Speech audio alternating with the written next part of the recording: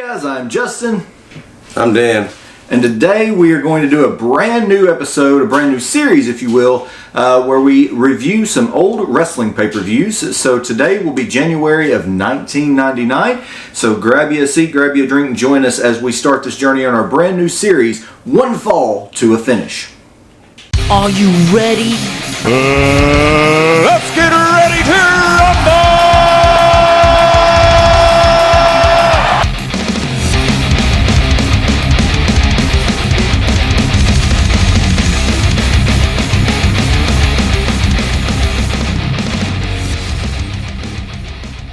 Alright, so as I said, one fall to a finish. We have a triple threat of pay-per-views today.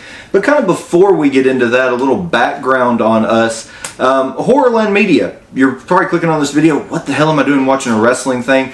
I love wrestling. I've been a wrestling fan my entire life. And I've said it 1,000,001 times, I want this channel to be fan service. I want you guys to be able to be into different things, not just horror, and be able to be a fan and follow along with our channel. So that's kind of why we've decided to do this. Again, I love wrestling, so I was like, what else do you kind of do? Why not review old wrestling pay-per-views? It's a great segue, and in my opinion, wrestling kind of goes hand in hand with horror. We have a lot of wrestlers who have gone over to be in horror films, Chris Jericho being the most notable right now, being in Terrifier, many others before that, but they really go hand in hand. We do horror conventions 9 times out of 10. There's at least 1 or 2 wrestlers there. So they really go hand in hand. So kind of Dan, though, what is your how did you get into wrestling? What's kind of your take on it? According to my mother, I've been watching wrestling since I was 3. There you go. Hooked. And just like you said, wrestling and horror and hard rock, that's been my whole life. Mm-hmm. Ever since I was a kid, MTV kid, grew up on the sofa, dead in front of the TV. If it wasn't Saturday morning cartoons, it was MTV or it was wrestling. No ifs, ands, or buts. Got to dabble a little bit in it when I got older. I've been a referee, I've been a manager, I've done some in-ring stuff very badly, but I've done it. So it's just in my DNA. I tell people a lot all the time that the best friends that I've ever had in my entire life have always been around wrestling. That's a fact. So that's how much wrestling means to me. It's my lifeblood, man. It's my passion, and even my children are now getting into it, which makes me so happy. So I mean, it's deep in me, man. It really is. Yeah. I'm kind of the exact way, same way. Like my dad was into it, of course. So I remember coming home on Mondays and having to take a nap in order to be able to stay up past my bedtime to watch Nitro versus Raw for the Monday Night Wars in 99, 2000. Yes. So he would go on to do some wrestling shows, and I would go on to really learn a lot about different things in it. And he would tape shows and stuff around our local area. So I really grew up with it, and I've seen a lot of them. Promoters bringing in people that you would see on TV and stuff like that. I mean, never like Undertaker or anything like that, but you would have some people bring in some of the mid-card guys, I guess you would say. Sure. And so being around that for 20 years of my life, that was always fun. And so I'm the same way. And going back and being able to watch a lot of this old stuff, it's just been fun. I've had a lot of it for years on DVDs and Blu-rays, and this series has really given me the opportunity and a reason to go back and watch it, because my wife does not love it. She will go to independent shows with me, but she's not a huge fan. I do have one daughter that eats it up. She loves it. So that's like Dan said, that's always a really good passion moment. Like finally, yes. So that's always fun. I do want to give a disclaimer before we get into this. This week we will not have a Welcome to Horrorland's episode. This episode will take the place of that. So I know last week at the end of the episode I said we'd have demons. I lied. I did not have a calendar in front of me, so that is 100% my fault. So we do want to kind of give a disclaimer to people. Demons 1 and 2, the retrospective, will be up in 3 weeks' time. The reason being, like I said, wrestling podcast today and this week. Next week, me and Lee will do our January collection update. Then the next week we do have an episode planned over Valentine's horror, and then the week after that will be demons. So again, if you're watching this and you're like, where the hell's my demons that you guys told me? It's coming, but it'll be in 3 weeks. So I do apologize for that. That is 100% my fault for not looking at a calendar. Gotta be better than that, man. I'm sorry, it's my fault. Paul Heyman always said he would never lie to his fans. There we go. And he never has. There we go. And with that, we will go ahead and segue into our very first pay-per-view for January of 1999, which will be ECW's Guilty as Charged. My name is Paul Heyman, and I'm the executive producer of Extreme Championship Wrestling. Tonight, ECW Guilty as Charged, live on pay-per-view, and I want to thank you for taking the time to purchase this event. ECW, we're going to give you the most bang for your buck. We're going to break every effing rule in the business, and for that, I promise you, we are guilty as charged. It would take place on January the 10th of 1999 at the Millennium Theater in Kissimmee, Florida. It would have 2,600 fans in attendance. So overall, pretty decent. I mean, not definitely the smallest crowd, but that was a pretty decent sized crowd for ECW in Very that much time. so. Yeah, very much so. Yeah. I tried to look up the Millennium Theater to see if it was still there because I'm fascinated with arenas and old banquet halls and concert halls that held wrestling.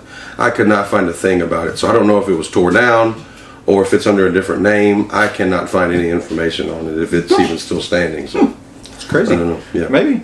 Maybe it could be one of those they repurposed a lot of them, rename them too. Who knows? I mean, you never. One thing we didn't mention again on me. We're going to go over the matches. We're going to review the pay-per-view, give our thoughts. But at the end of each match, we will give a letter grade, A through F. You can kind of attribute that to a star rating if you want to. A, of course, would be a 5-star match. You go all the way down. Of course, if we give something an F, that is a 1-star match. That's going to happen. I don't think I gave anything an F. I mean, I gave some D's. I don't know. I try not to give stuff F's. Like I said before we started recording, I love wrestling. I love all wrestling. I support all wrestling. But man, going back and watching these pay-per-views, I kind of feel like I've kind of become a wrestling snob in a way, and I hate that because some of this stuff I absolutely adored, and I still do. But I had to be honest, and I had to grade it appropriately. So yeah, just get ready for that. So. Yeah. So we'll go ahead and start off here with, again, ECW Guilty as Charged. First match, we join with Danny Doring and Roadkill already in the ring. There we go. We have the entrance of the FBI, the Full-Blooded Italians. For this match will be Little Guido and Tracy Smothers. They're led to the ring by Big Sal and Tommy Rich.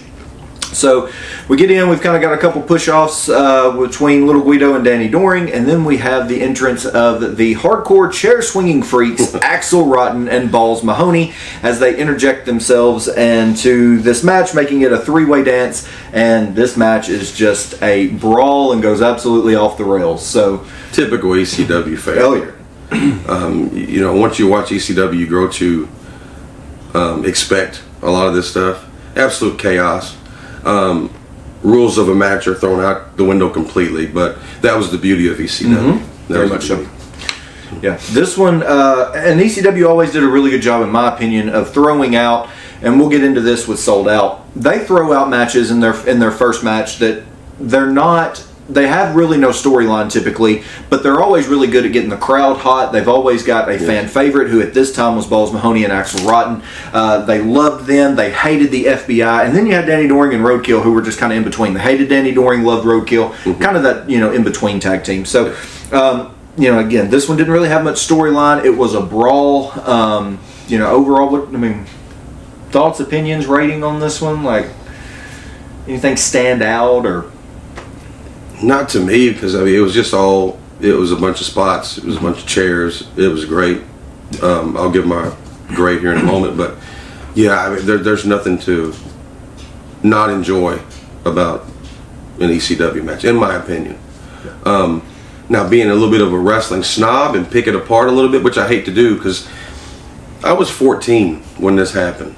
This was like my prime wrestling thing. For a 14-year-old kid to have ECW, that was like a religion in itself. To be honest, testosterone, women, breast, foul language, violence, all a teenage kid ever wanted in 1999. So it's kind of hard to pick ECW apart for me, but it was a bunch of chaos. There was no linear wrestling storytelling in this match, but there didn't have to be. No, there really didn't. And that's going to be kind of my disclaimer for this too. As ECW, I had to rewatch all these because at 5 years old in 1999, I was not allowed to watch ECW. So I would watch it probably, just a few years later on the reruns. My dad loved ECW. It was always his favorite. It's hard to rate ECW in comparison to WWE and WCW just because, again, it was low quality, kind of low budget almost, to liken it almost to a movie. But at the same time, their matches were sometimes not as good, the storylines were not as developed. But if you go through this and you say, which pay-per-view do you watch, not necessarily this month, just in general, an ECW pay-per-view or a WCW pay-per-view, and you watch with a smile, it's always going to be ECW. So sometimes, especially in my ratings here, these matches, they may rate a little lower, but that doesn't mean I didn't have fun watching them. ECW is, absolutely great. Just a lot of times, like you said, there's not a lot of storytelling in their matches. It's a lot of do this spot, hit someone with a chair. It doesn't mean that it's not fun to watch, but on a scale of professional wrestling, sometimes it rates a little lower. So, one thing, Balls Mahoney, extremely athletic as always. He had several moves off the top rope and, the big dive out to the outside. Always liked Balls Mahoney. I thought he was extremely athletic for his size. So, overall, though, again, no storytelling and all that in this match. I have to give this one a C from me. To me, I'll give it the same. I'll give it a C. Just because it's middle of the road. It's nothing cutting edge. It's nothing mind-blowing as far as professional wrestling is concerned. And it's not as awful as, some of the things that we're going to talk about a little later. So, it's a C. It's a middle of the road. So it's not bad. It's not good. It's passing. Mm-hmm. Yeah. So, match number 2 on the card, of course, would be Super Crazy against Tajiri. Just spot fest, basically. I think they said that this was their first meeting, right? I believe so. Tajiri had not really been in the company an extremely long time, because he was still in the blue and white trunks. He had not donned the black leather, And I think they said that Joey Styles, who did a phenomenal job, always as a one-man commentary team. I've always been amazed by Joey Styles. Very underrated, very underappreciated in my opinion. But I believe they said that they had just signed deals with both of those guys at that time, which this match would go on to be a match that they would beat to death on every show and every pay-per-view because they knew that they were going to deliver. If you wanted a good, no-nonsense, high-voltage match, you were going to put Super Crazy and Tajiri, and then you could throw in Mikey Whipwreck or Little Guido in there in the mix, which they did several times, but it never got old. So this was the very first, and you could see the chemistry already in that. This one was really good. I always thought it was a shame how Super Crazy never got more credit and got used more. He never really ever had a storyline in ECW.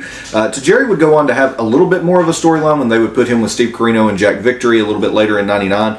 I think it was 99. It might have been the beginning of 2000. I'm not exactly sure. And then they put him with Mikey Whipwreck and James Mitchell as the censor. They sure did. And he would have a little bit more of a storyline, a little bit more of a place. Super Crazy was just used as that workhorse. He was used as that go out and have a good match. I don't know if I've never personally heard if there was any kind of like an English barrier with Super Crazy or not. I don't think so. He did interviews and stuff. I don't think there was ever anything like that. So I don't even think he ever held ECW gold. No, I don't think he did. So again, just kind of a shame because he is such a great, just a phenomenal wrestler. But again, like you said, if you want just a no nonsense phenomenal match, you always put these two together, and like you said, you could add in other people. They would definitely go on to beat this match to death, but I feel like this was a really good one for their first meeting, but I feel like they would have better. Oh yeah. So overall, anything stand out in this one for you personally? Stand out, not stand out, I guess. No, in particular spots, I don't guess. It's just it was a great match. I enjoyed every second of it. We live in a time where we have phones. Okay, so sometimes it's easy to drift off during a match and just go and kind of look up and gaze. I didn't find myself doing that during this match because it's two guys that styles match up perfectly, and it was wonderful. I thought, I enjoyed it. So I give this one a B. Like I said, they would go on, in my opinion, to have much better matches.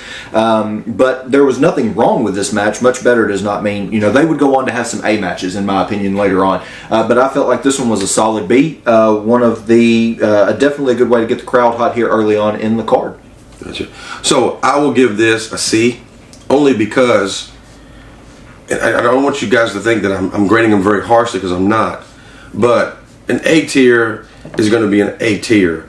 It's going to be hard for a lot of these everyday pay-per-view matches to get into the A category, only because, in my opinion, A matches need to stand the test of time. So in order to be a B, you got to kind of be a little bit rememberable. And in my opinion, in talking to wrestling fans through the years, nobody really talks about this particular super crazy Tajiri match. So therefore, for me, it's a C. That's fair. Fair. So we move on after that, and we do have Judge Jeff Jones comes out to the ring. Apparently him and Cronus, I didn't watch any of the Hardcore TV leading up to this, but apparently him and Cronus had been into it previously. I think Cronus had maybe laid him out. He had donned the robe and become Judge Jeff Jones, and he was holding Cronus guilty as charged, and brings out a debuting Sid. One and only appearance, I believe, right? I believe he would have another, because I think he did the Dudleys, if I remember, because I remember him powerbombing Devon. Okay. But yeah. Judge Jeff Jones, man, his promo went on entirely too long. It was very cringy.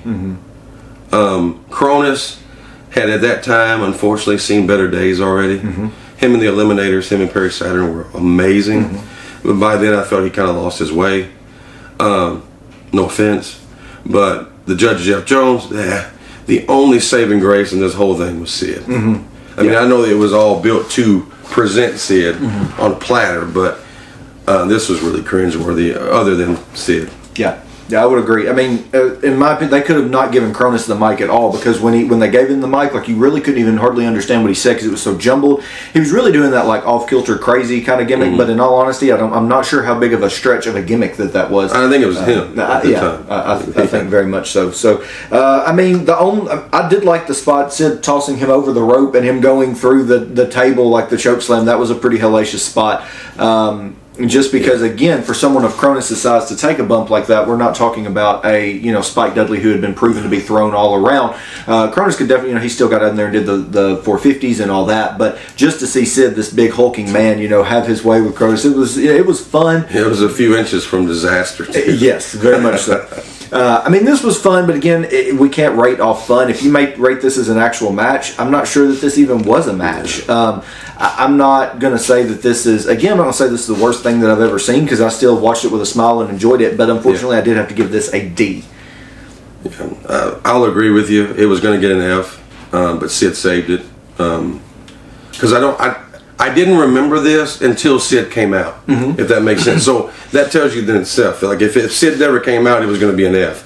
But Sid came out, I was like, yes, I remember this now. So it's a D for me. Yep. Okay. Good deal.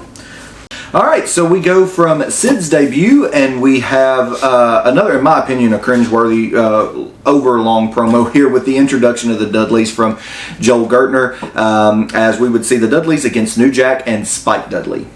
Yeah, it's funny, I haven't watched any Joel Gertner stuff in probably several years. So I'm a little bit older now, right, to the humor. I still got a little bit of a kick out of it, but then I showed it to my wife. I said, hey, tell me what you think about this. She blushed. It worked. It got the job done. But I guarantee it's a 25-year-old joke. So it doesn't age very well, but still, I like Joel. Yeah, I like Joel Gertner. I think my thing with Joel Gertner is, though, anytime he introduced the Dudleys, it went on so long. Kind of like what we just said with Judge Jeff Jones. I would like it much more when him and Joey Styles would introduce the pay-per-views a little later on when the Dudleys were gone. Because, I mean, again, we not only introduced Devon and Bubba, who we should have been introducing, we have to introduce Sign Guy Dudley and Big Dick Dudley as well. So I mean, and himself. And like by the time you do that, plus you get the shtick with the crowd, it made it, I mean, his introduction of just the Dudley Boys for this tag team match was almost 15-20 minutes long, somewhere around in that range. So even my wife laying in bed, she's like, how much longer is he gonna talk? So that's the only thing. But yeah, I mean, the jokes, they still hit. I mean, those adult jokes like that, they don't ever really not hit, because nothing really changes about them. So but I mean, again, just another car crash of a match, really. I mean, the Dudleys, of course, would do their shtick where they're griping about the crowd, cussing at them. They did a phenomenal job at making them hate them. Probably, in my opinion, one of the top tag teams that really was able to get heat and make people just absolutely hate them. Especially, this is the birth of the internet era. So this is the birth of the quote-unquote smart mark. That everybody knew this was a work and we're here to have a good time. They were one of the last, if not the last tag team to get general heat and start damn near riots. Oh, yeah. And that's a testament to just how good that Bubba and Devon were. For sure. It's a typical, I won't say a typical Dudley's match, more so a typical New Jack match. Oh, yeah. You've got the music that plays the whole time. You've got just the weapons upon weapons and just absolute chaos.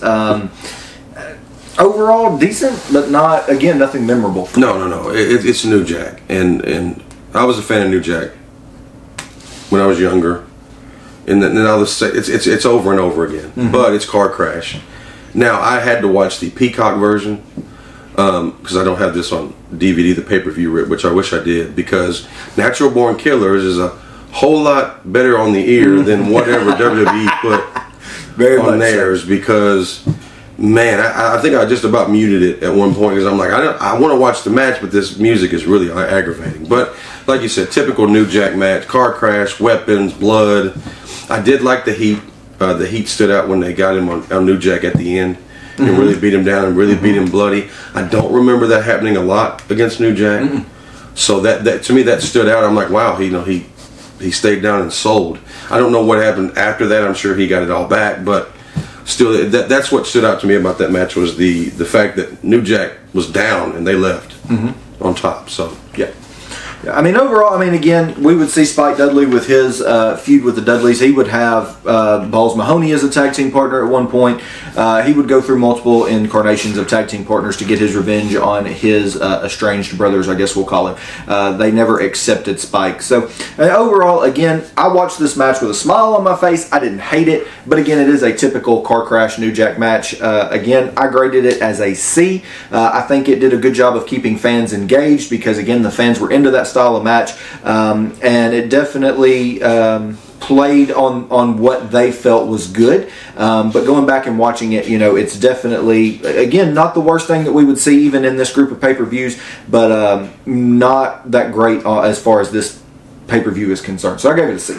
D. Okay. D, only because like it's a typical New Jack match, and it means it gets lost in the shuffle.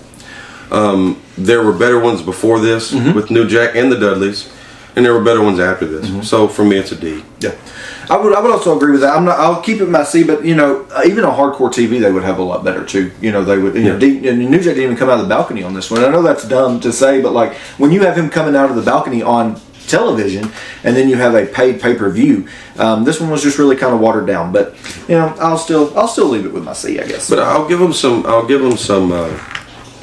leeway a little bit because Paul came on at the first and said there had to be changes to the pay-per-view. So we don't know if this was actually scheduled. I don't know. I didn't do the research on if it was actually scheduled or if this was something that they had to throw together, which then, I'll give them a little bit more leeway for that if it was just something to go, hey guys, go do that. Yeah. Kind of thing. Yeah, very much so. Next up, we go to a match that they do talk about has been changed, and that is the ECW TV title, where we see Rob Van Dam as your champion. He was supposed to go against Masato Tanaka. Tanaka is not there. I don't know why. I don't know if it was travel. I don't know if he would, be not willing to work this match. I'm not really exactly sure what happened, but we would have Lance Storm step in as a replacement. So, overall, I enjoyed this match a lot. These two went out and had a hellacious match at, I think it was Barely Legal, which was ECW's first pay-per-view, and they would build on what I felt like they did in that match and do in this one. I love this one. My only gripe with this match is, much like every Rob Van Dam match I watched, I spent the entirety wishing that Bill Alfonso would swallow that damn whistle, because I hated that. I get why he did it. Rob Van Dam is that arrogant, person, and then you've got Fonzie out there and he's like, go, but the whistle, I can deal with very little of that. My patience got old. I love it. I wish Bill Alfonso and his whistle was as synonymous as Jimmy Hart and the megaphone. Yeah. Because the whistle to me is more aggravating than the megaphone. Oh, very much so. But I love it. I don't hate it at all in the slightest. I wish he'd have done it more, in more of the referee's face, in more of the opponent's face. I loved it. Bill Alfonso was one of the greats, very underappreciated in my opinion. But yeah, this match, dude, you're not going to go wrong with Lance Storm and Rob Van Dam. You're not. No matter what it is. No matter if one had a broke arm and one had a broke leg. It's going to be fantastic. So they would go on to, of course, have several other great matches, especially tag team matches. Actually, the year before this, they had a wonderful match. It was the Impact Players versus RVD and Sabu. And that was phenomenal. That match would have got an A, period. I can watch that match once a week. That match was great. This one, hey, it's good. It's wrestling. It's straightforward wrestling. Got some spots in there. Got some good heat in there. And there's nothing to complain about at all. No. Again, as you said, I don't think there's very much, if anything, on this series of pay-per-views that's going to gain an A. But for me, this one was a solid B. I really enjoyed this one. I felt like, in all honesty, this one was better than their match at Barely Legal. Barely Legal was thrown out there. It was not supposed to be Rob Van Dam, so it was thrown out there. Yeah. And then again, they throw Lance Storm into it this time. So they've always kind of been thrown together in these singles matches, it seems like, for pay-per-views. And every time they seem to still be able to deliver. So I give this one a solid B. I got to give it to Paul Heyman, because just like we saw with Super Crazy and Tajiri, he went back to the well. The same guys, he knows where to go back to. Hey, we got a pay-per-view. Oh man, we got to make changes. Hey, we got Storm, we got Van Dam. Throw them together. It's going to be great, and the fans will love it, and we did. B. Yep. Next up, one of the you've got this match, your semi-main event and the main event. They had some good build to them. So this match would be the Stairway to Hell match, which would see Just Incredible against Tommy Dreamer. This match was basically built off of Tommy Dreamer and Just Incredible had been going back and forth for a pretty good while here, and then we throw in Terry Funk because a few months later, I believe it was ECW's previous pay-per-view, was November to Remember. Tommy Dreamer would choose Jake the Snake Roberts as a tag team partner over Terry Funk. That would, of course, enrage Terry Funk because he hates Jake the Snake. He would cut a promo after match one. Terry Funk would cut a backstage promo talking about his daddy had a jackass and the whole 9 yards. That was a great promo, I thought. Anything with Terry Funk, I love. And I have to give it again to ECW, kind of side rant. They would really do a good job at giving a lot of these older talents the last hoorah. This, in my opinion, was some of Terry Funk's last stuff. Yes, he would go on to WCW, and yes, he would have a few more Flair matches, and yes, the hardcore title. But that was nothing in comparison to his last stuff in WCW or in ECW. Good gosh, and I loved every minute of that. But anyways.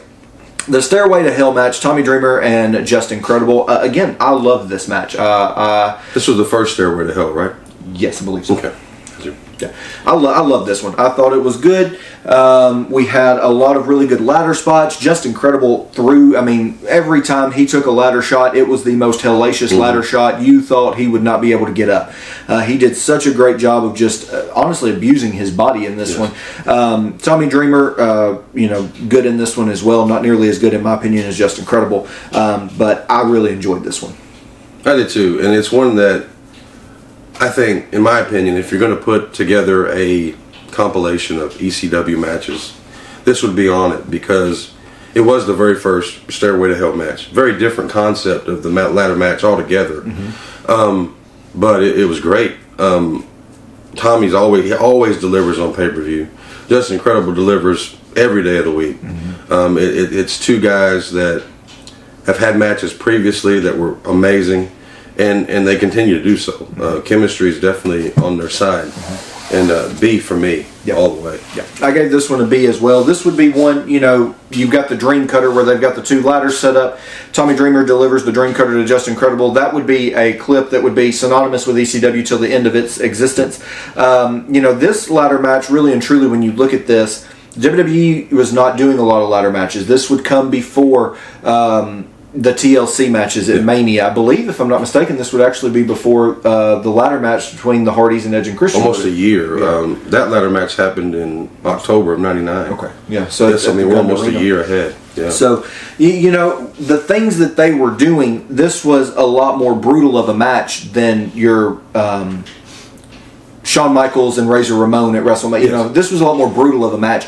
And I feel like, honestly, I don't know if the Hardys and Edge and Christian watched this, but I feel like some of the ladder shots, the way they threw themselves into it, I feel like they stole a lot of stuff from this. They added a lot to it because that ladder match is phenomenal in and of itself. Let's not say stole, let's say inspired. There you go. It's so much better than inspired by it. There you go. They were inspired they stole by it. Yeah. Yeah, it's inspired. They were inspired by it. So, but yeah, I mean, like I said, I love this match. It had several clips that would be synonymous with ECW until the end. So, solid B for me as well. So, and then we lead into, from there, we go directly into the main event, which would see Shane Douglas versus Taz for the ECW World Title. The lead up for this would be Sabu was the #1 contender. Shane Douglas did not want to face him, so he winds up bribing Taz. He says, look, I'll give you, I think he said he would give him the triple threat, he would give him Francine, and he would give him money, I believe.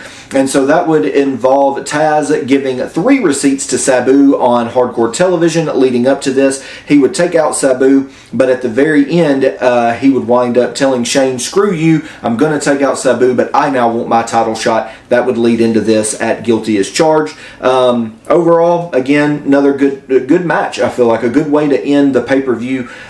This was really, Shane, of course, has the big cast on his arm. Shane was riddled with injuries at this time, but he was still a workhorse. And, you know, he had the match with Al Snow at WrestlePalooza with his jaw wired shut. You know, he was staying injured at this time, but still putting on great pay-per-view main events, in my opinion. Oh, definitely a fighting champion. Yeah, no doubt.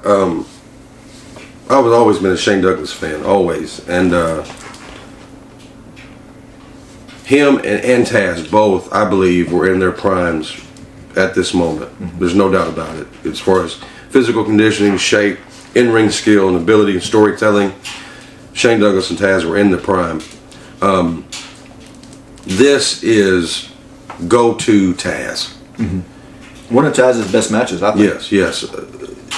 From beginning to end in his career, this is prime Taz, in my opinion. And I thought this match was great. This is also another one that I believe fans talk about more often than not. So that's why, to me, the grade is a B. I gave it the same. I gave this one a B as well. You would have, of course, Sabu coming in, making the save. Kind of, you know, he does the dive bombs on both of them. No one is safe when Sabu comes out. He winds up taking out both of them. But overall, just really, really good. Again, like I said, I think this is probably one of Taz's best matches. I think him and Shane Douglas worked really well together. Shane Douglas does good at being the chicken shit heel and kind of cowering off. And Taz is good at just being the powerhouse that he is. So, I mean, overall, good way to end the pay-per-view. Definitely a changing of the guard with Taz winning. Just, you know, I enjoyed it. So, B overall. So, what overall in this pay-per-view? What did you give it? Factor in all the C's and the B. I'd say C overall. C. It had highs. It had lows. But like you said before, I smiled the whole time. Mm-hmm. I mean, it's ECW. Yeah. You know what I mean? But if I got to grade it, if I got to be harsh, if I got to be, you know, a dean, so to speak, I got to give it a C. I would do the same. I would give it a C. This would be far from ECW's strongest pay-per-view, but it would also be far from the worst, as some of those over in 2000, even though they were bad, they would still be pretty good, but they were a lot worse than this. But Guilty as Charged 99 gets a C. That does not mean that it was a bad pay-per-view. If you're scrolling through and looking for something to check out, I would still suggest it. I mean, it's not a bad show. You are, like you said, you're going to get some highs, you're going to get some lows. But overall, still an enjoyable pay-per-view, and definitely a good entry in ECW's pay-per-view catalog, I feel like. Absolutely. And back to your point about the 2000s pay-per-views, ECW never had pay-per-views with bad matches. They had pay-per-views with bad direction. Correct. I would agree. It ended up being a jumbled mess, and sometimes a lot. We talked about this one where matches are thrown together, mm-hmm. and Paul's the master at that. Well, you can kind of see that his attention was kind of diverted a little later on. I'm sure we're going to review those pay-per-views at some point in time, but you'll see that there's more thrown in matches rather than storyline and direction matches. So, but this one, C, I would check it out. Yeah.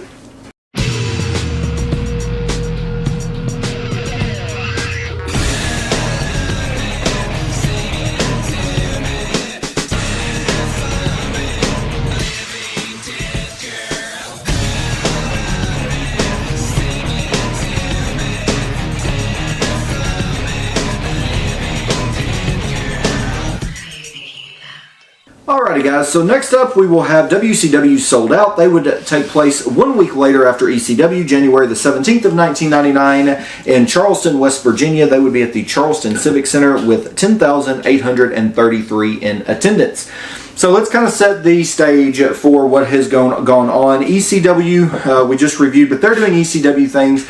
They're in a breed all their own. You did not have all the defections had happened yet. That would take place later in 99 where they would lose everybody. They would lose the Dudleys, Taz, Shane Douglas to WCW. It would be a whole changing of the guard. Yes. WCW Sold Out would come to us 1 month after Starrcade, where probably one of the worst things in wrestling history, as people call it, where Goldberg would lose his streak to Kevin Nash. Yeah. Absolutely, it was a.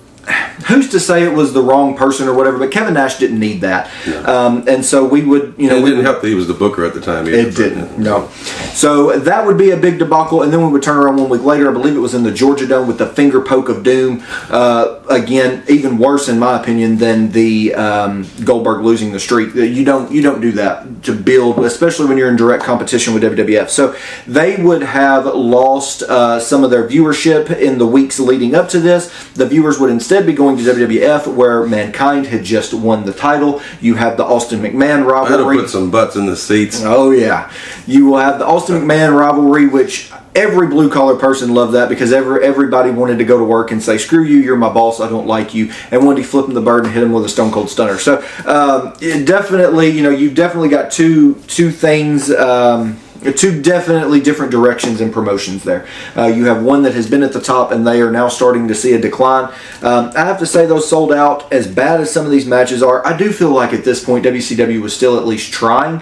That would be more than we could say over in 2000. But their lack of being able to create new stars and having to hinge on the backs of all of these guys that WWF had made 15 years prior, we are really starting to see here as we head into the new millennium how bad of a decision that was. Yeah. You see it? The nose is going up.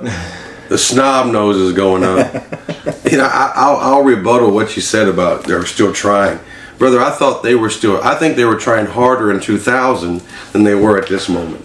I think somewhere along the way between late 98 and early 99, somebody checked out. Somebody took the foot off the gas or something, because man, this little time period here is, man, it's tough. It's tough to watch. The undercard of this would definitely be rough. I feel like they were still trying in the sense, though, of like main events. They did still have some pretty cohesive storylines. 2000 would be, everybody hates WCW 2000. I loved it just because nostalgia-wise, that is what I remember the most. They are some bad matches going back and watching. But this one was definitely proved to have its own struggles. So we'll get into it here. We start off the pay-per-view with, again, I said it in the ECW, when you start a pay-per-view, I feel like you should throw a match out there. Even if it doesn't have storyline, it should be hot. It should keep your crowd interested. It should be a match that says, this is what I paid $60 for a ticket for, or whatever the price. This is what I paid money for to come see, and it sets the tone for your whole pay-per-view. And WCW decides it would be a good idea to start Sold Out of 99 with Mike Enos against Chris Benoit. Rough. Enos should have stayed at Beverly, brother. Yeah. Period. Enos, and growing up being a kid, I hated the Beverly Brothers because I was supposed to, but I still enjoyed their matches. Enos, dude, man. And you couldn't get Benoit to drag anything out of you? Yeah. See, when Enos came out, I thought, oh, there's the Beverly Brothers. Okay, cool. And then Benoit came out, I thought, oh man, this is going to be pretty solid. And it wasn't. It was if his solid's over here, this is soft. This is bed soft, man. This was bad. It would definitely be rough. I don't know why they would think that Enos against Chris Benoit would be a good opener. I don't know why they thought Enos in anything would be good. He would never get anything going behind him in WCW. And I mean, rightfully so. I mean, he really never showed anything. He never really showed a whole lot of promise. I mean, he looked good. He looked like a wrestler, had the good physique, but Sure. I mean, that was about it. There's not a whole lot to review on this match and go over. I gave it a D. In my opinion, if you put this, if I tune into Thunder and I see this match, it instantly goes up almost to a 6. I feel like it would have been a whole letter grade better on weekly television. I'd have went to the bathroom. I I would have watched the opening lockup and said, all right, pee break, get some popcorn. That's it. F. 0. There was nothing here. Like I said, when Benoit was coming out, I was always a Benoit fan, right? I mean, given what happened, I got to give the guy some credit just because of his body of work. Mm-hmm. All that other stuff is dreadful, but I'm still going to talk highly in ring. So when I saw Benoit come out, I thought, okay, this is... And I think maybe the guys in the back thought, hey, dude, we see something in Enos, so let's put Benoit with him, because Benoit can probably drag it out of him. And if Benoit can't drag it out of you, nobody can. Which could be the reason that we never saw Enos. And you could see the frustration during the match with Benoit. Mm-hmm. And you could see the deer in the headlight, which is so odd to me that Enos would have that after being with WWF for years, on pay-per-views, on TV. And I don't know, man, something just wasn't hitting. Yeah. An F. 0. I don't grade as hard as Dan. I did give it a D. I don't think, again, it's not the worst match I've ever seen in the history of wrestling, but this was a crappy way to start your pay-per-view in '99, especially given your track record of the weeks previously, given what the WWE is doing. So, next up, though, we would move into Chavo Guerrero and Norman Smiley. Very strange for this match of all matches to actually have a storyline behind it, where Norman Smiley has taken Chavo's Pepe, the little stick horse, and has basically turned it into sawdust. And we see Norman as he comes out, he's spreading the dust around, which just infuriates Chavo, and we get right into the match. I guess because I got so used to watching Smiley in the screaming Norman Smiley days and the big wiggle, I totally forgot that Norman Smiley is a legit shooter. And he beat the living hell out of Chavo this whole match. And when I saw that, I'm like, why in God's name did we go with screaming Norman Smiley instead of letting Norman Smiley just stretch the hell out of everybody? Yeah. I don't know if there was personal animosity, but it sure as hell looked like it and felt like it, because Norman did not pull anything for Chavo. Like, he stretched him, he beat him, and I kind of felt bad for Chavo, because Chavo was playing the face at this point, trying to get revenge for the hobby horse. But man, this was a different Norman Smiley that I forgot all about. I enjoyed this match. I thought it was good. Like you said, Smiley definitely, I mean, he took no prisoners. He beat the crap out of him. And he showed a lot of character in this. Norman Smiley would always have a lot of character. So to kind of what you said, I don't understand why we had to go down the screaming Norman route, nor why we had to have Ralphus as a mouthpiece and kind of as a not really a mouthpiece, because Ralphus never really spoke, but as a manager to screaming Norman. Like, he could have just been him, and Exactly. You had just lost one of the greatest primetime shoot wrestlers by William Regal. You could have easily plugged Norman Smiley right into that hole immediately and kept on going with whatever you were going to do with Regal. You could have done it with Smiley. Yeah. I mean, period. But, I mean, his time in Mexico is great stuff. And then he comes to WCW, and I think he felt like he was going to be a bigger player, and just never really worked out. And he found his niche. I'm sure he made some money with the screaming stuff. Oh, I know. And it was probably more fun. Yeah. But still, I mean, I would have went with the guy we saw there. Yeah. I mean, I gave it a B. I thought, again, not great. Not, again, the greatest thing on this pay-per-view, I didn't feel like, but pretty close, actually, to be one of the best matches on this card. I dug it just for the simple, pure wrestling fact of it. It kind of looked like Chavo was a little bit out of his element as far as the technical, really ground and pound stretching stuff. But I give it a C. Next up, another match that I don't have any idea why it was on this card. and that would be Van Hammer against Fit Finlay. This is a Thunder match at best, all day, every day. You might could slide it in on Nitro if you are, in that 7 o'clock hour, maybe in that 9 o'clock hour after everyone's kind of tuned out and they're checking on what the competition is doing. But why would you put this on a pay-per-view? There wasn't really any build. And Van Hammer, again, another one kind of like Mike Enos, he would never have anybody be behind him. He was not good for them in the early 90s when they had him. So why at the end of the 90s and 99 are you wasting your time with him on a pay-per-view? And Fit Finlay at this point, he would not be... He didn't have a lot going for him. He wasn't appreciated yet. No. Which is a shame. I feel like Regal, you said he was one of the best shooters. I think Fit Finlay, as far as like a tough guy and just a brawler, I feel like he was great, but he really didn't get his recognition until later on in the 2000s when he would go to WWF in like 05, 06. You keep going back to, these matches should have been on Thunder. This should have been on Thunder. Why is it on a pay-per-view? So I think at that point, now that I'm thinking about it, I think they were pushing quantity and not quality. Yeah. Because how many matches were on this freaking card? 9. That's what I mean. So I think that they knew that, hey, we don't really have a lot of quality here. Let's just throw some stuff on there and see what sticks. And back to your point about Van Hammer. Dude, WCW wasted a lot of money. And whatever they wrote for Van Hammer, that could all be added to that list of wasted money. Mm-hmm. Every incarnation of Van Hammer never hit, never got over. And I don't understand why he even had pay-per-view time at this point. No. Especially when you look up and down. We could probably look at that roster and replace 5 of those matches. Mm-hmm.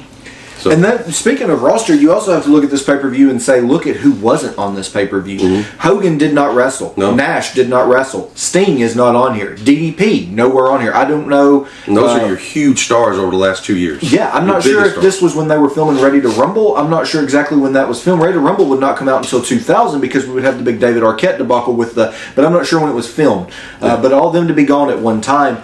again, you hadn't had the defections from ECW. You hadn't had Sid come in yet. So you were losing a lot of really big names on this pay-per-view. And again, this is the first pay-per-view of the year, which really kind of sets the tone for what direction you're headed in. And God, it was not a good direction. So it showed the direction they went in. But yeah. So back Van Hammer and Fit Finlay, I gave it a D. There's not really anything redeeming about this. Again, if they had thrown this on Thunder, you might have got a C out of it just because, again, when you go to Thunder, your match quality kind of changes. But when you put this on a pay-per-view, it's a D for me. I didn't care for it. That was one of the things that in WCW during their lifespan that I realized that WCW didn't outside of 2, maybe 3 matches, didn't really put focus on pay-per-view quality matches. And this just goes to show, it's a testament to that. You've got your main events, and those were the ones that were high quality, if you want to call them that. But here you can tell it's quantity over quality. This is an F for me. I like Fit Finlay, don't like Van Hammer, but I feel like it was just throwing something at the wall. Yeah. And that's about how entertaining it was too. Yeah. Next up, we would have Wrath against Bam Bam Bigelow. Bam Bam Bigelow would have shown up at the end of 98 from ECW. He would get thrown into a feud with Wrath. They were getting ready to bring him up and feed him to Goldberg. So just a big meat match. Usually I can get behind these. There's 2 big guys beating the hell out of each other. This one didn't hit for me at all, though. These 2, again, their matches on Nitro when they would have matches were much better. I don't know if it was the big-time pay-per-view or what it was. But this one, no redeeming qualities for me out of this match. Again, I'm going to go ahead and just say I gave it a D. And Wrath, I'm glad that they went on to find success as Chronic. Him and Brian Clark, or Brian Adams and Brian Clark. But F, man, I'm sorry. I like Bam Bam, but Bam Bam, you can tell, is on the downslide, and WCW really didn't know what to do with him. His heyday was in ECW, in my opinion. He should have stayed. He should have stayed in ECW. I know money talks, so business is business, but F for me, man. He would go on to have some good stuff, in my opinion, with the Triad, but that was few and far between later in 99 with him and Canyon and DDP. But again, few and far between on that. I gave it a D. I'm a little easier on stuff than Dan. So I know you've mentioned my grading scale here, and for those at home, and for you got to understand, F is something that I'll never watch again in my life unless Wrath versus Bam Bam is on a pay-per-view that you guys choose. And then begrudgingly, I'll probably watch. if I don't go get popcorn. But and as far as A tier matches are going to be somewhat rare. A tier matches are going to be ones that are talked about forever, for years, whether that be what's in the match, what happened during the match, or what happened afterwards, or decisions that were made because of that match, or the effect it had on the business. An A match is going to be the gold standard. So you're going to see a lot of B's, and you're going to see a lot of F's. Next up would be Conan against Lex Luger. This would be, I believe the storyline I was trying to follow. Again, I didn't watch a lot of Nitro leading up to this, but I believe they had just kicked Conan out of the NWO Red and Black. And so this would be Luger, him trying to get his revenge on Luger, who he felt had kind of been the reason for that. Again, I was never a big Conan fan. I've not really seen ever any real Conan matches that I enjoyed, especially when he would go to the boxers hanging out in the jeans. I hated that at that point. When he came in like 94, 95, 96, whenever he kind of came in, he was pretty good there. He was actually still using some of his Mexican style that he would bring in. But man, when he would get over here, I didn't care for it. Lex Luger, this was a shell of what we had seen Lex Luger be when he was going against Flair at the end of the 80s, the beginning of the 90s, and even a far cry from the Lex Express from the WWF days. I didn't care for this one at all. Guaranteed money proved to bring out laziness. Mm-hmm. And I don't think Luger ever put it in out of second gear for anything during that second WCW run. First WCW run, he had to prove something. WWF, he had to prove something. WCW, got the pay bump after a couple years, and he was like, okay. Mm-hmm. And D. Yeah. D for me. I give it the same. I gave it a D. I didn't hate it. I mean, it's two guys that know what they're doing. I would agree with you on Conan. Him and Mysterio, some of their matches they had back in '96, mm-hmm. and were awesome. When he had the little masked dude, mm-hmm. and he was still kind of a luchador, heavyweight luchador. Mm-hmm. He should have stayed that way. I understand he tried to appeal to an American audience and tried to make himself bigger. He didn't do himself any favors. No, I didn't care for him. The olele, I don't know. I just didn't care for Conan very much. Next up, though, Loser Wears a Dress. This match would actually have a little bit of build to it. It would be Perry Saturn against Chris Jericho, led to the ring by Ralphus. I love seeing Ralphus. I thought Ralphus was a phenomenal character. Oh, yeah. He was always out there. He was always funny. And I liked Ralphus. But anyways, I think this was a pretty solid match. Again, both of these competitors will go on to have better matches, not only against other people, but against each other. But I still enjoyed this match. Probably one of the most enjoyable matches on the card for me. If I had to give one that had enjoyability. Yeah, I say the same. I smiled a lot because it's whiny boo-boo face Jericho, which I love, and it's Saturn, man's man, Army Ranger Saturn, and who ultimately loses and puts the dress on. Very entertaining, had a good story, for what it's worth. C for me. I gave this one a B. This will be one of Jericho's last matches before going to the WWF. I'm not sure exactly when he went, but we wouldn't get much more Jericho. But the thing about this for me is we both just said we enjoyed it, and I think that's a testament to Jericho. He's so done. He's so fed up with WCW. He's looking for a way out. He's tried multiple times to get out of his contract and go elsewhere to where he feels he will be more respected, but he's still not going out and phoning it in on pay-per-view. No. He's still out here and being a workhorse, which is more than we can say for some of the other people on this card, and he was making far less. And so that's, I feel like, a testament. I know Jericho has a lot of whatever surrounding him today with his wrestling style. And kind of killing his legacy. He is. And, but again, it kind of is what it is. But yeah, this is great Jericho. Yeah. This is Jericho at his finest, I think. I love it. So the next one would be I believe this was for the Cruiserweight title, if I'm not mistaken. I didn't write that down, but I think it might have been. But it's a four-way match. It is Psychosis against Juventud Guerrero versus Rey Mysterio and Billy Kidman. This would be a rematch. I believe Juventud Guerrero was the addition. This would be basically a rematch from their Starrcade match. Not nearly as good in my opinion. But one thing I want to mention is there couldn't be any better depiction of WCW at this time than this match. And what I mean by that is, when you watch this, listen to the commentary. Tony Schiavone says it'll be Billy Kidman and Rey Mysterio starting it out. And then you have Billy Kidman come to the ring, and then I think it's Juventud Guerrero's next. And he says, "Oh, I'm sorry, we were given wrong information."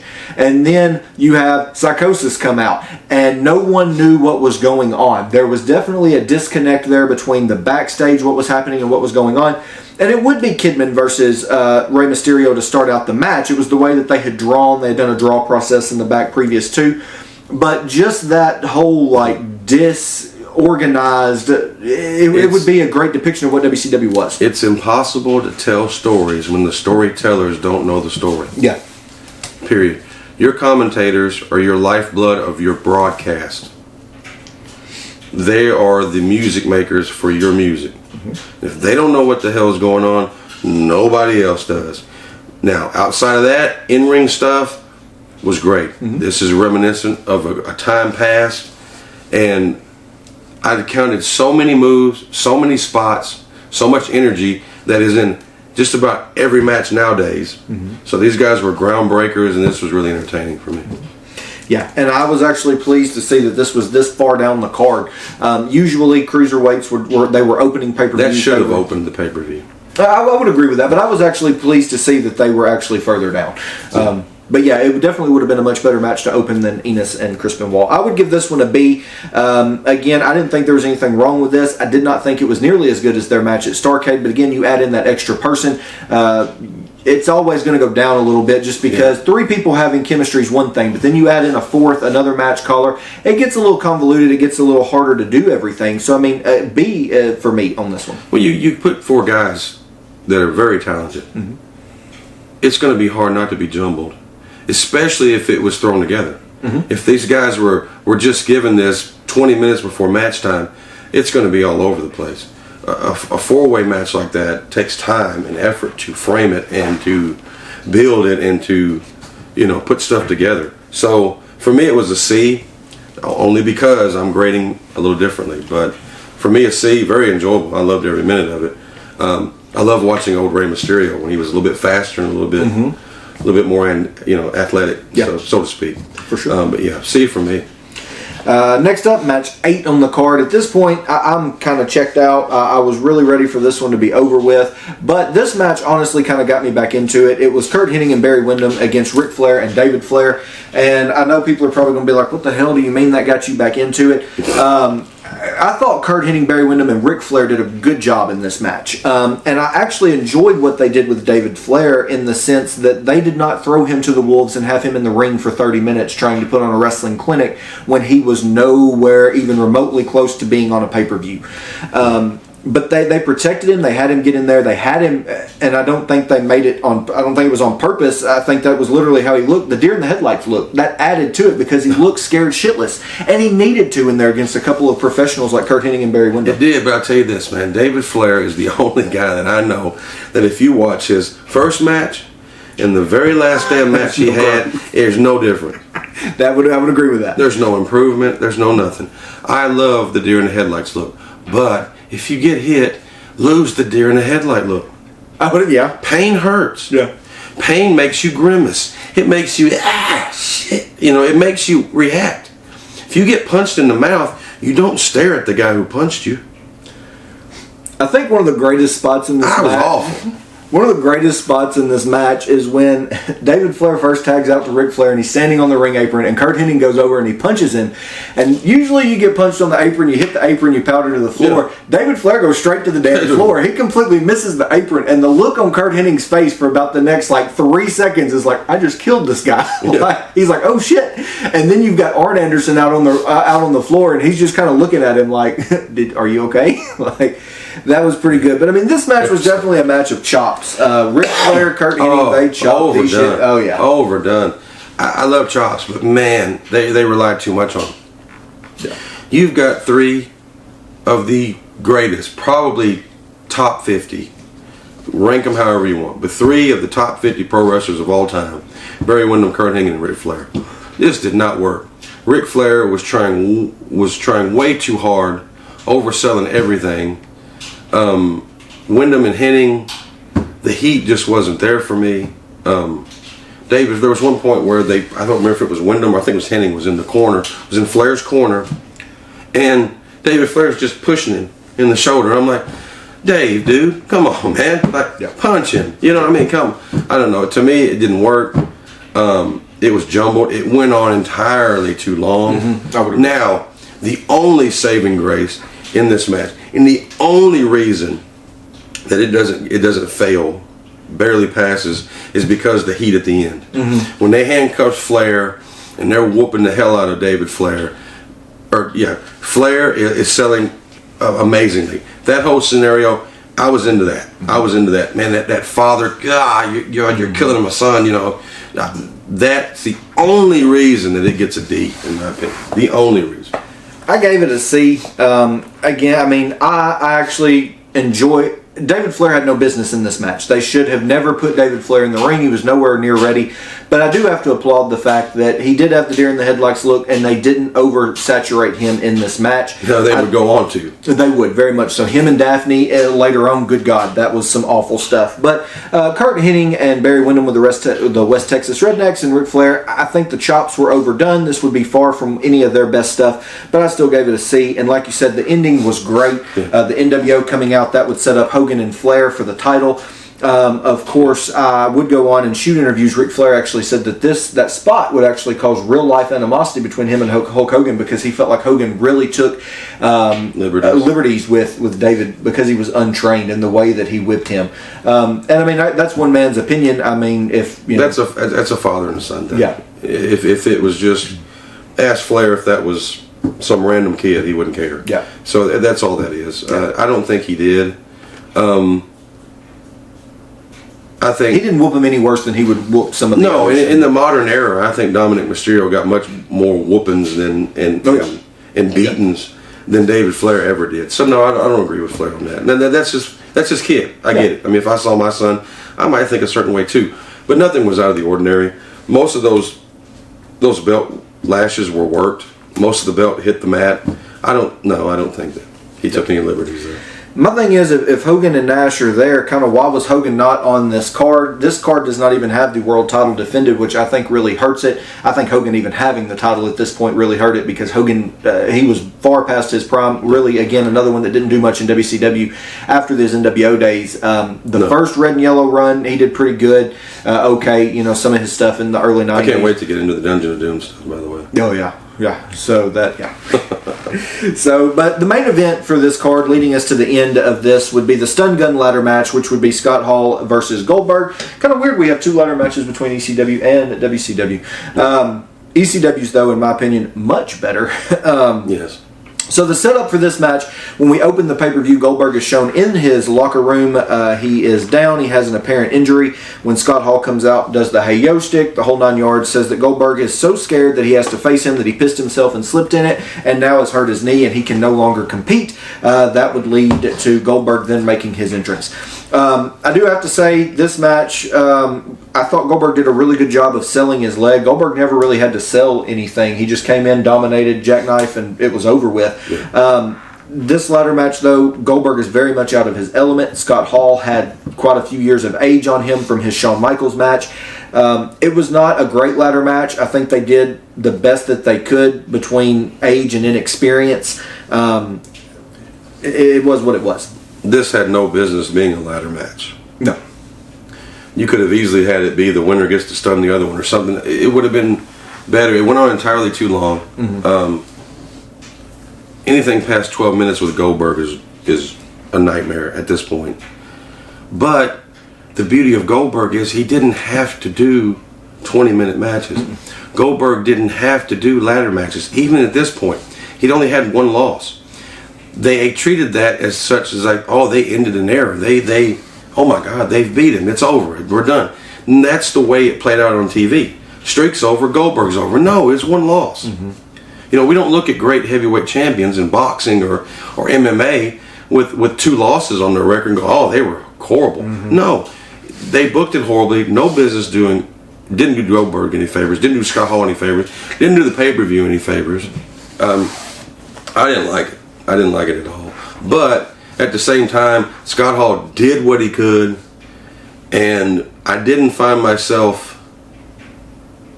leaving or looking at my phone or playing a game or fast forwarding. So I give it a D. I gave it a C. Again, I didn't think it did anybody any favors in this one either.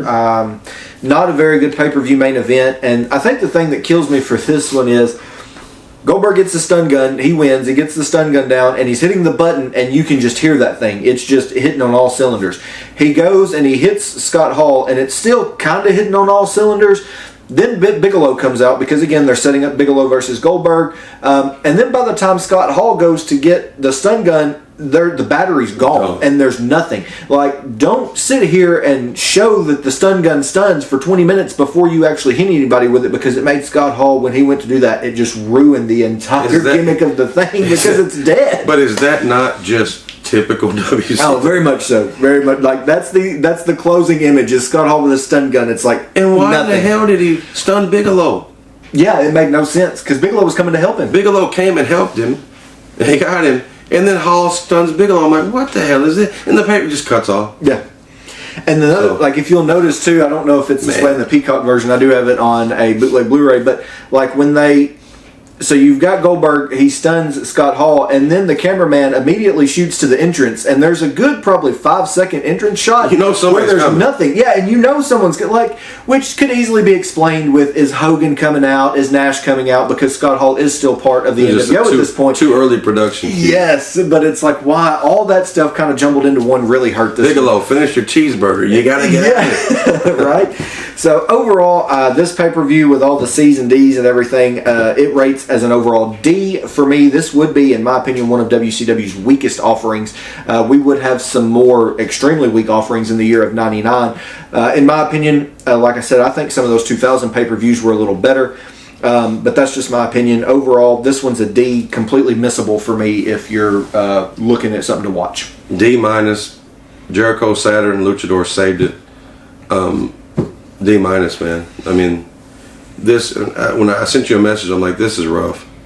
It was a rough set through, but hey, you know, it's wrestling. I like That's what you guys wanted. You guys voted on it. So, alrighty. So we will next. That leads us into our final pay-per-view, which of course is the WWF Royal Rumble. It would take place in Anaheim, California, January the 24th of 1999 at the Arrowhead Pond. It would have 14,816 people in attendance. Of course, our biggest attendance rating of all three pay-per-views.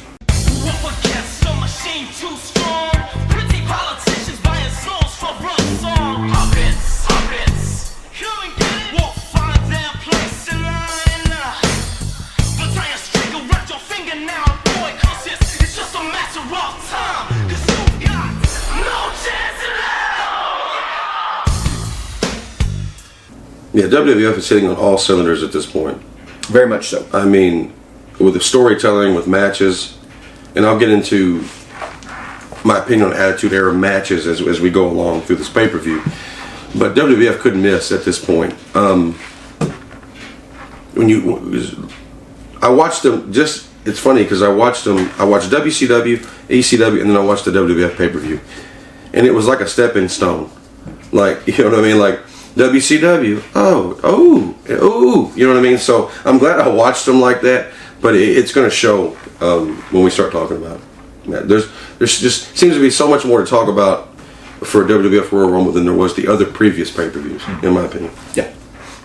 All right, so starting out, I will have to give a disclaimer on this one. The preliminary matches on this pay-per-view, for me, they were decent. They were not great, but just as a general thumb, I hate the Rumble. I think we're probably going to be different on that. But for me, the Rumble is just, I think it's a bad gimmick match, personally, because when we look at the entrance of the Rumble, which I wrote all of them down, there's really not but about 3 people that you could have seen winning the Rumble. And for me, I wish they would kind of change the Royal Rumble. The Rumble, so I wish they would do it where it's like your top 10 superstars and, kind of have it be a shorter match. I don't know, because for this it's just a lot of filler, really, and this Rumble is even worse than a lot of the others because you're missing Taker, you're missing Rock, you're missing Mankind because of their hellacious match before the Rumble. You were missing a lot of your top tier players in this, and you're left with like Tiger Ali Singh and Jeff Jarrett, people that you knew had no chance in hell that they were going to go on to main event WrestleMania. That's my only gripe with the Rumble. Like, it's just, to me, it's kind of, and I understand, give those guys their due and kind of let them, build up, but for me, the Rumble is a really hard gimmick match for me to get into. So I'll disagree on the other end. I know that Rumble went through several years, actually too many years, where it was predictable. I mean, you knew who was going to win. Luckily, we're finally, I think, over that hump. But to this one, as you'll see, it didn't play out the way people thought it would. You know what I mean? So, to me, I love the Rumble because it's the introduction to WrestleMania season, and we're going to figure, the winner of that main event, we're going to figure out, blah, blah, blah. Okay? I like it. Now, granted, there's going to be people in there that have no chance in the world of ever doing that, but at the same time, it's a fun match, and I really love it, and I really enjoy it. So, okay. So, differing opinions there. We'll see how that plays out in our ratings of the Rumble. But first off, we open up the pay-per-view with the Hardcore Champion Road Dogg against the Big Boss Man. This would not be for the Hardcore title. This would just be a match between the two. For me, again, another opener that I wish they had have swapped this and match 2, because this match, in my opinion, never got out of that first gear. It never really moved into that second. The Road Dogg and Big Boss Man will go on to have much better matches, especially over the Hardcore title. And I don't really know why that wasn't defended here. I think if you had to open this pay-per-view with that match, it would have been a little hotter. And I think they could have gotten out of that second gear. I don't feel like as a pure wrestling match, these two had a lot of chemistry together. yeah, I guess I'll agree with you there. This was definitely a let's go get a pretzel match. But the Royal Rumble has always been a different kind of pay-per-view. Like you don't like unlike the other ones where it's match. This, you got a couple of matches, then you got the Rumble, because the Rumble takes so much time. Mm-hmm. I will agree with you. It should have been swapped. Actually, I would have put this probably on third as that let's go get a pretzel match. But I'm a big fan of Bossman. I love that he got that second run when he came back to WWF in '98. And of course, Road Dogg, his body of work speaks for itself. And yes, he is a better sports entertainer than Bret Hart, in my opinion. I agree. I believe that. Not a wrestler, but a sports entertainer. But, I give it a D. Only because, like you said, they went on to do better things and have better matches with each other. Yeah. I would give this one a C. Again, they would go on to have better stuff. Again, not the worst match by any means of any of these pay-per-views. No. But again, just as far as an opener, I really would have liked to have seen some of those swapped. Next up, we do have a title match for the Intercontinental title, which will be Billy Gunn against Ken Shamrock. This, of course, would stem from Ken Shamrock. I think they played it as his sister was in the crowd, and Billy Gunn came out and, of course, pulled down his pants and showed her his ass. And so he comes out and attacks, and then that would lead into this match for the Rumble. I thought this was a fine match. I didn't have any issues with this.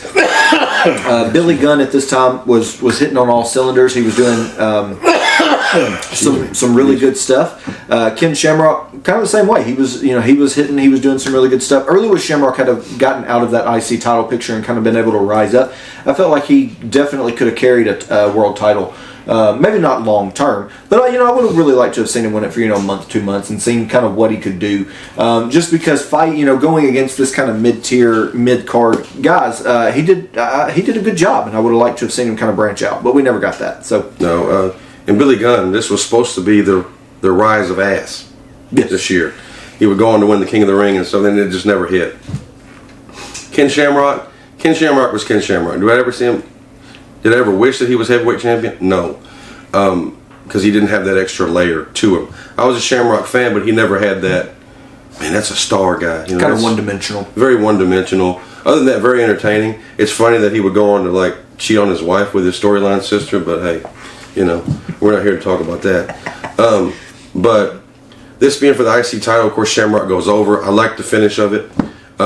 Billy Gunn made the mistake, came off the top, injured his ankle. Shamrock took advantage of it. We're in, we're out. And then Val Venus coming in to make the save, which will push them off into Venus and Shamrock for Ryan Shamrock and that whole ordeal. And that was a good story too. So the one theme of this is we're already seeing story. Second match into this pay-per-view, we're already seeing a story. The previous two pay-per-views, we couldn't tell you what story it was. Now we can, and you'll continue to see it because every match after this has a story. Yeah.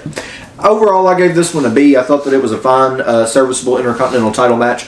Again, nothing wrong with it, and I enjoyed it. See. So, here we go. And just so you know, C's and D's are passing. There you go. So they're not fails, they're passing, but they're D's. Very much so. So the next one is going to be another title match. Match 3 on this card is for the European title. We would have Gangrel against X-Pac. This is a match they just kind of threw these two out there. The European title never, in this era of WWF, didn't have any storyline to it whatsoever. It was basically two workhorse guys that could wrestle. They put them out there and they said, this is for a title. It was really a meaningless title, in my opinion. Yeah, the European title died after the D'Lo Brown run. Yeah. In my opinion. Yeah, I would agree. It's lost its way. So overall, though, I mean, I thought again, it's kind of strange that all 3 opening matches here involve a member of DX. So that's. I didn't think about that, but they're heavy presence. So, but I mean, again, a serviceable. But match. I wonder if that was by design because they knew they were lacking, like you said at the beginning. Could have been. So overall, again, another serviceable match. I always liked Gangrel. Gangrel never got a lot of praise in WWF. No, he should have. He should have. I think he's a phenomenal wrestler, and of course, X-Pac's body of work speaks for itself. And overall, a really good match for the European title. I gave it a B. I'll give it a B too because X-Pac, man, as it's been told before, he's the measuring stick. I've never seen that dude not perform.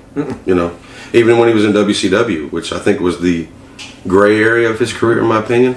Still had great matches with Eddie Guerrero in the original Sold Out. Yeah. And Gangrel, like you said, very underrated, man. The best wrestling theme of all time. The Brood theme. Yeah. If we're talking about that. And one of the coolest entrances, like them raising up out of the fire and the chalices, like that was awesome. Especially being a horror fan. I actually laughed out loud when Gangrel was up there doing his blood gimmick, and he sprays it out, and it gets a shot of the crowd, and they're like, it's like, you guys not know what to expect here? But yeah, Gangrel, it's B for me, man. That was good. Yeah, I liked it. Hard hitting too, man. They laid their stuff in, and it was good. Very much. Yeah. So next, this would be my lowest on the card here. I did not care for this one too much, I have to be honest. That is the strap match between Luna Vachon and Sable. So you can take this one. It is what it is. I want to say I was listening to an interview with Gangrel, who was with Luna at the time, and he was talking about how hard Luna worked at this point and how hard that she really wanted Sable to succeed, and it shows in this match. This match is not good by any stretch of the imagination, but Luna is working her ass off for Sable. Really hard, really good. And you've got the storyline of the back that was injured, and Sable's coming in. Luna needs flowers. She gets them from me, but as hard as she worked, you can only overcome so much. Benoit couldn't drag it out of Enos. Luna couldn't drag it out of Sable. F. Yeah, I gave this one a D. Again, it is what it is. I did. It's a Sable match. Yeah. I mean, I did like, Luna like dragging her in the hole, which it's been done in every strap match, but dragging Sable behind her and Sable, trying to hit behind. I did like that portion of the match. This is actually one of the only strap matches, and I didn't notice this until I was watching an interview with someone. I honestly don't know who it was, but one of the only strap matches where an opponent does not get whipped. Sable never once gets hit with the strap. She whips Luna, but she never once gets whipped. I wonder if that was something they talked about in the back. It could have been. Yeah. Like, don't whip me. Yeah. It's a strap match. Don't hurt me. I have to be in Playboy next month or whatever, So I need a bruise. Yeah. Centerfolds don't have bruises. You never know. That leads us into, again, that was your go get a pretzel match, I guess you could say, because you for damn sure wanted to be in your seat. You did not want to miss the last 2 matches here. The next one would be an I Quit match for the WWF title at the time, which would be Mankind against The Rock. Mankind had just won this a few weeks previously on Raw, as Dan alluded to earlier. That'll put some butts in seats. That was the big turning point in the Monday Night Wars, and WWF they had been hitting on all cylinders, but WCW kind of letting that cat out of the bag, helping them turn that ship around. WWF would be all cylinders from here, man, and God bless, what a match. Absolutely. When we first started, I told you my grading scale of A to F, and A is ones that are gold standard, that are talked about, that are, I don't want to say, for lack of a better word, worshipped as far as matches. And this is gold standard. Now, knowing what we know now about CTE, it's harder to watch. And as a child, when I was 14, I was watching this, man, I was into it. Now that I'm 40 and I have children and I adore and love Mick Foley, every time I watch this match, I feel like I'm watching it live, and I'm like, don't hurt Mick. Don't hurt Mick. But still, man, A+, top to bottom. This was match of the year for 1999, period, because this is pre-Angle, pre-Kurt Angle. This is pre-everything. But 1999, this was match of the year. Brutality, like nobody's business. The finish was spectacular. The storytelling is spectacular. This is, for this episode, this is gold standard right here. Yeah, I would agree. This is match of the episode, match of the year, match of the month for sure for January of '99. Rock versus Mankind.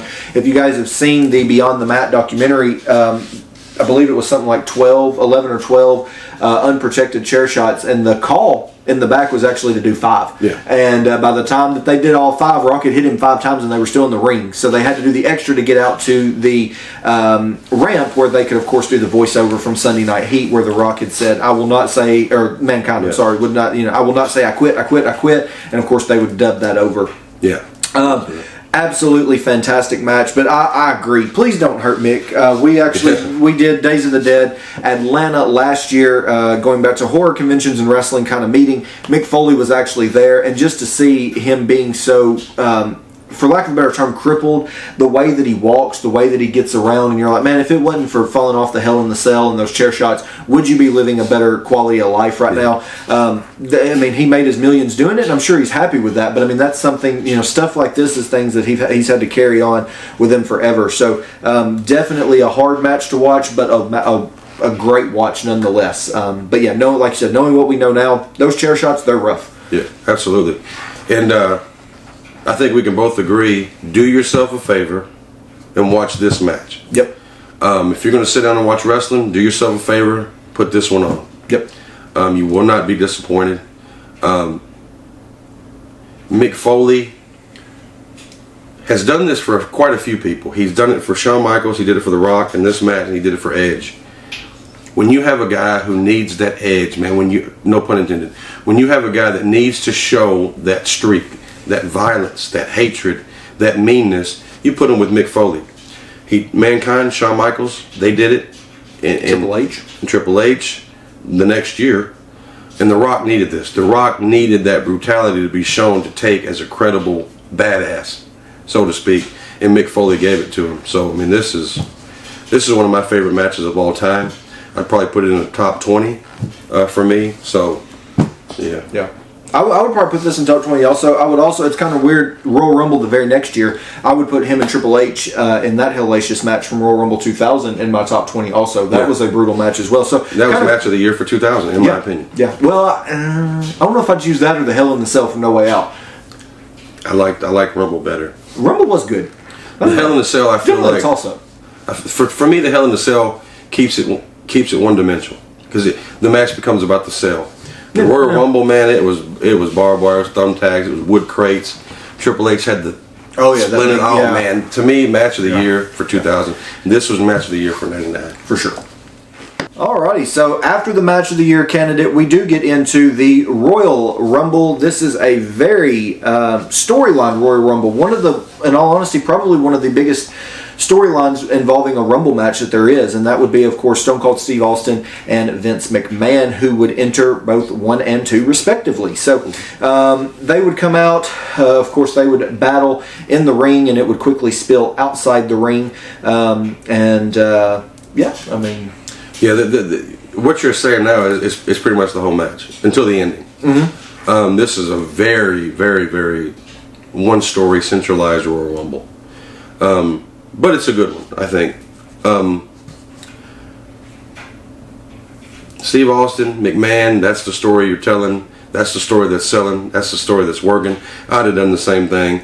But going back to what you said about the Rumble and your criticism of the Rumble, it shows in this one, very much so, because none of these other 28 individuals are going to do anything to that. So, yeah. I mean, again, in this one, you're missing Taker. I'm not sure where. I'm not sure if he had taken a break or was injured. I'm not sure, but you were missing him. You did have Kane in this one. He could have been a very viable the way he had been booked previously.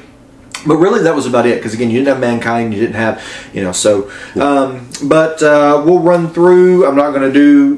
We had Golga, we had Draws. By the time Draws gets in there, he's just kind of standing there. The entrance times in this were very inconsistent. They were very tight in time. Yeah, like you might have 30 seconds for one, and then you might have 10 seconds. Not 10 seconds, but it was very inconsistent as far as entrance time. But we would have Gilbert at number 6. He was always a funny entrant. It was their pun on WCW for Goldberg. You would have Blue Meanie, which would be pretty big. We would have several pulling double duty, so you did have Road Dogg and Gangrel entering at number 12 and 13.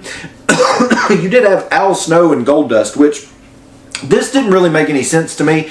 So you had Al Snow with Head. Head had been stolen by Goldust, and he had been painted and everything. Al Snow enters, he gets eliminated, and then Goldust comes out. You have no interaction between them in the Rumble, and Goldust didn't come out with the head. There was no continuing of that storyline.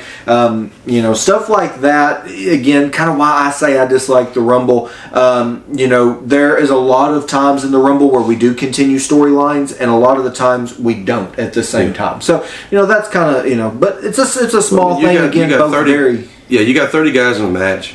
I'm sure nobody thought about Goldust and Al Snow. No. When you got McMahon and Austin's story involved in that. So that's probably just a major oversight. A big one, but still, it's definitely worth noting. Yeah. You do have Kane entering at number 18. Like I said, he was really, in my opinion, one of the only ones at this point in time that I could have seen beating Austin. And then you did have Shamrock and Billy Gunn again pulling double duty. You also have Bossman pulling double duty at number 22. You have Triple H coming in at 23. This would be kind of Triple H's rise. He was still part of DX, but he would really start putting in some banger matches in 99, and that would definitely carry on over into 2000. Absolutely. And by, I don't know, is it early 2000 he became champion, or was it late 99? I don't even know. It was 99. It was summer of 99. He won it, I believe, the Raw after SummerSlam. There we go. Okay. In 99. So we would see his prominence begin to rise. We would have X-Pac enter at number 25, again, double duty. You would have Jeff Jarrett at number 27, so Tennessee's own. I've always been a big Jeff Jarrett fan. So we would have Owen Hart at number 29. Always want to mention Owen Hart, phenomenal wrestler, and an extreme tragedy would happen there. And then you did have Chyna enter at number 30. She was locked in at number 30. That was really the only 3 competitors that you knew were going to be Steve Austin at number 1, Vince McMahon at number 2, and Chyna at number 30. The whole build up to that, those were really the only 3 entrants that you knew their place. This was her first, right? I believe so. This was the first time a woman entered the Royal Rumble, right? Yep. And they didn't really make a big deal of that. And I know the women were treated a little differently back then, but Chyna was a trailblazer, in my opinion. Yeah. And more emphasis should have been put on that. Yeah, because all that was really mentioned, I think, was really in that promo with DX backstage, because they were like, it's every man for himself, and then she said, or woman.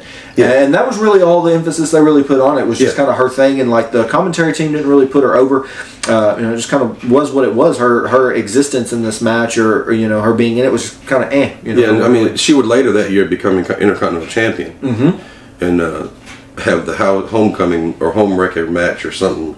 Yeah, something with that. But housekeeping. Yeah, the housekeeping match. Yeah, and stuff with Jericho, and then later on with Eddie. So this is the beginning of her and Triple H's rise. Mm-hmm. It's just funny because once they split them up, once they had Chyna, turn on Triple H and join the corporation, which Triple H followed suit after that. But still, once they kind of went their separate ways, is when they really took off. Yep.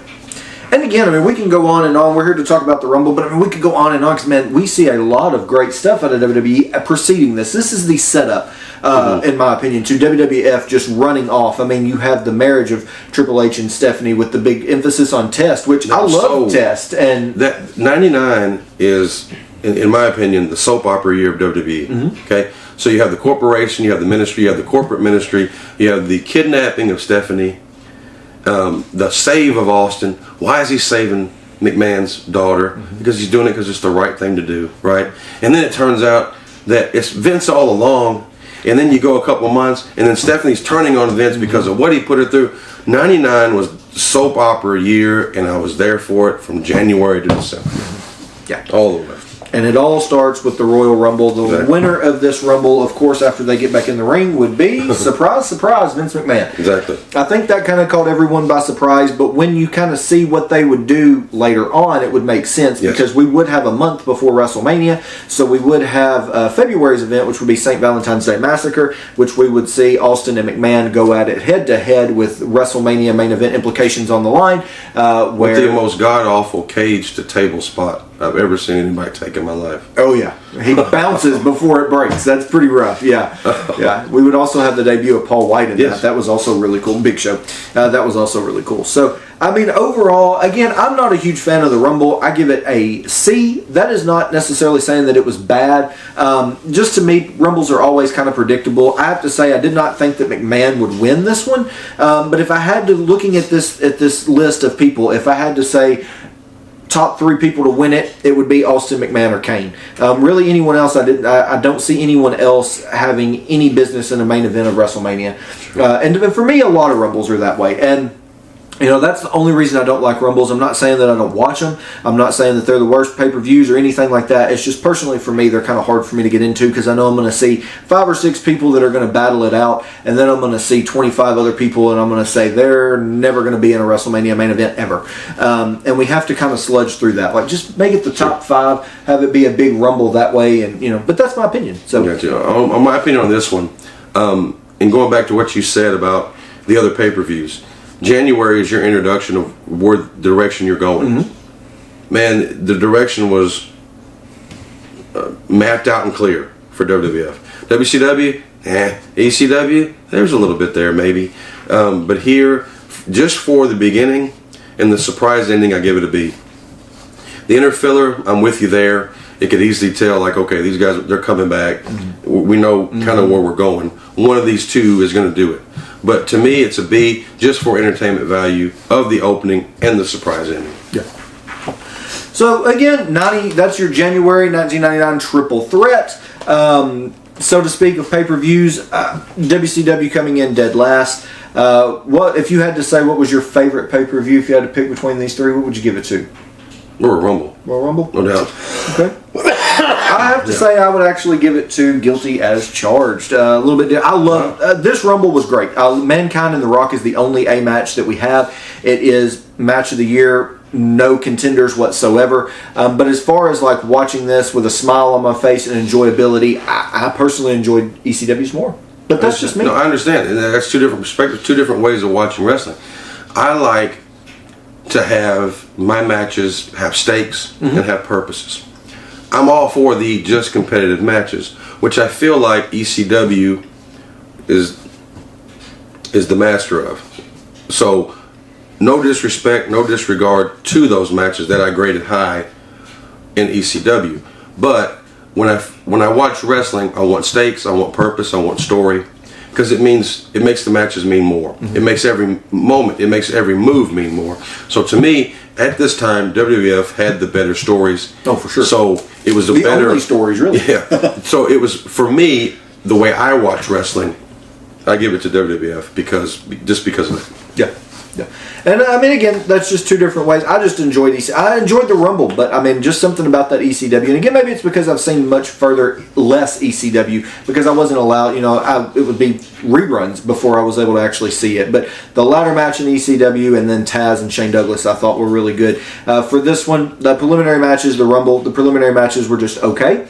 I thought Rocky Mankind was amazing, and then the Royal Rumble, I've given my opinion on that. Then we have WCW. No one gives a shit about that. Bad pay-per-view all the way around. Again, not the worst, I don't think, pay-per-view that WCW would do, but pretty close. Yeah, 2001. If we ever have to do a WCW 2001 pay-per-view, we're in big trouble. I don't know. Yeah, I think Greed is better than that. I don't know about Sin, but Greed, I think, might be better than that. Man. I don't know. Have mercy on us on the polls if we ever put that up there. So I don't know, man. Go out of your way. Our pick for that was going to be Mankind and The Rock. As Dan mentioned, do yourself a favor. Go out of your way to check that one out. That is an A+ match. That is the one that we will be going with this month. Check out Horrorland Media on Facebook and Instagram. We will be posting a poll on both of those here in just very shortly after the upload of this video to vote on what you guys want to see. Your choices will be February from 97, February 98, February 99, and February of 2000. If it'll allow me to add a fifth option, we will do February of 2001 as the war is still going on. Yeah, but I won't be mad if you don't. Yet. Yeah. I won't be mad if I don't have to sit through a WCW 2001. Super Brawl Revenge 2000. Yeah, that's pretty bad. Nash and Steiner. But yeah, that's going to be the end of this episode. We hope that you guys have enjoyed our inaugural episode of One Fall to a Finish, and we hope to get back with you next month. Like I said, vote on that poll. Please. And let us know what you guys want to see. So, any closing remarks? No, man. I'm ready to see what you guys pick next. This was a lot of fun, and as I was telling him a couple of days ago, it's nice to have a purpose to watch wrestling, because before, for years, I'd gone back and watched just matches. I knew when matches happened, so I would just go back and watch those matches. So to have a purpose to watch a show from beginning to end, man, it's been a lot of fun. It's brought back a lot of memories, and I'm really enjoying this. So please support us, because I want to do more of this. There we go.